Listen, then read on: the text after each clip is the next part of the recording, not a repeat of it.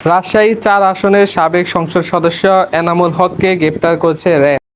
আজ তাকে সোমবার দুপুর ১২টার দিকে রাজধানীর আদাবর থেকে গ্রেপ্তার করার কথা জানিয়েছে সংস্থাটি।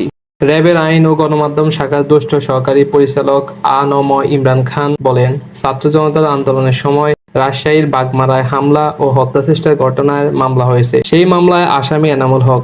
ওই মামলায় তাকে গ্রেপ্তার করা হয়। তার বিরুদ্ধে আইনগত ব্যবস্থা নেওয়া হচ্ছে। এর আগে গতকাল রোববার রাতে সাবেক সংস্কৃতিমন্ত্রী আসাদুজ্জামান নূর এবং সাবেক বেসামরিক বিমান পরিবহন ও পর্যটন প্রতিমন্ত্রী মোহাম্মদ মাহবুব আলীকে গ্রেপ্তার করে পুলিশ। রাজধানীর বেইলি রোড থেকে আসাদুজ্জামান নূরকে এবং সেগুন বাগিচা এলাকা থেকে মাহবুব আলীকে গ্রেপ্তার করার কথা জানানো হয়।